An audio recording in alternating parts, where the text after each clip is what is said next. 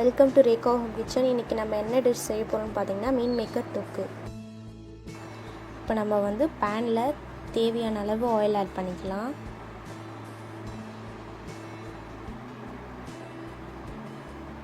அது கூட கொஞ்சம் பட்டை சோம்பு ஆட் பண்ணிக்கலாம். அதுக்கப்புறம் நம்ம சோயா சக் ஒரு 5 நிமிஷம் ஊற விட்டுருக்கோம்.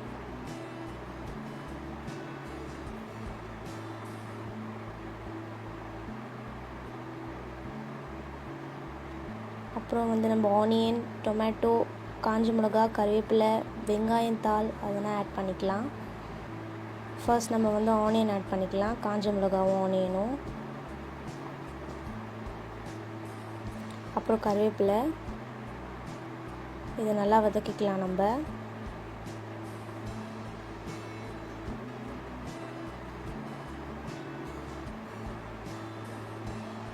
இது வதங்கினோன்னா நம்ம மஞ்சள்தூள் ஆட் பண்ணிக்கலாம்.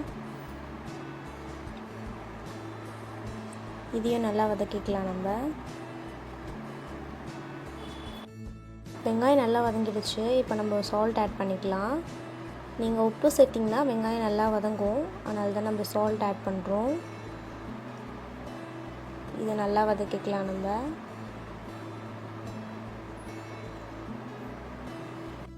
வெங்காயம் நல்லா வதங்கிடுச்சு. இப்போ நம்ம 1 டீஸ்பூன் இஞ்சி பூண்டு பேஸ்ட் ஆட் பண்ணிக்கலாம்.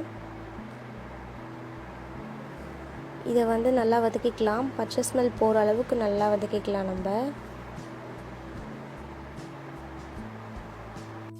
நெக்ஸ்ட் நம்ம தக்காளி ஆட் பண்ணிக்கலாம். இந்த தக்காளியை நல்லா வதக்கிக்கலாம்.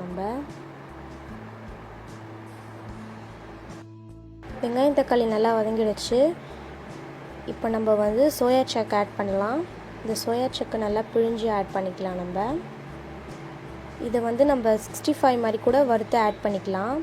நம்ம ஏன் அப்படி செய்யலைன்னா அது ரொம்ப ஆயில் இழுக்கிறதுனால அப்படி செய்யலை. நீங்கள் அப்படி ஆட் பண்ணிக்கலாம் 65 மாதிரி வறுத்து கூட. இதை நல்லா பிழிஞ்சிக்கோங்க, ஏன்னா இதுக்குள்ளே நிறைய தண்ணி இருக்கும், அதனால் பிழிஞ்சிக்கலாம்.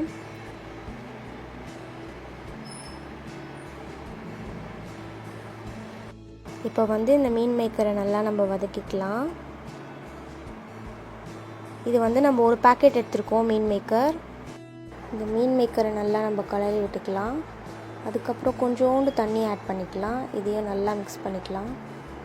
இப்போ இந்த மீன் மேக்கர் கூட நம்ம குழம்பு மிளகாத்தூள் ஆட் பண்ணுறோம் 1 டீஸ்பூன். அதுக்கப்புறம் ரெட் சில்லி பவுடர் ஆட் பண்ணுறோம். இது ஒரு 1/2 டீஸ்பூன் போதும். இதை நல்லா வதக்கிக்கலாம். இப்போ இந்த சோயா சக்கை நம்ம க்ளோஸ் பண்ணி வச்சுக்கலாம் ஒரு 5 நிமிஷம். இப்போ நம்ம ஓப்பன் பண்ணி பார்க்கலாம். ஓப்பன் பண்ணோன்னே நல்லா மிக்ஸ் பண்ணிக்கலாம் இந்த மீன் மேக்கரை. இப்போ நம்ம இந்த மீன் மேக்கரில் green chilli sauce 1 teaspoon add பண்ணிக்கலாம்.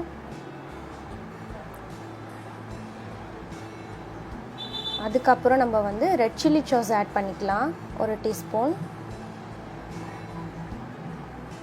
இது நீங்கள் ஆட் பண்ணிங்கன்னா சூப்பராக இருக்கும். அதுக்கப்புறம் நம்ம டொமேட்டோ கெட்சப் ஆட் பண்ணிக்கலாம் 1 டீஸ்பூன். 1 டீஸ்பூன் போதும் எல்லாம். அதுக்கப்புறம் நம்ம சோயா சாஸ் ஆட் பண்ணிக்கலாம். இது 1/2 டீஸ்பூன் போதும். இது நல்லா மிக்ஸ் பண்ணிக்கலாம். இது சாஸ்லாம் ஆட் பண்ணிங்கன்னா நீங்கள் கடையில் வாங்குகிற டிஷ் மாதிரியே இருக்கும்,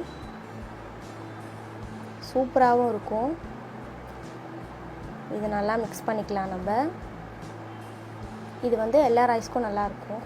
மீன் மேக்கரை நல்லா கலரி விட்டுக்கலாம். அதுக்கப்புறம் ஸ்ப்ரிங் ஆனியன் ஆட் பண்ணிக்கலாம். இது நம்ம லாஸ்ட்டாக தான் ஆட் பண்ணணும்.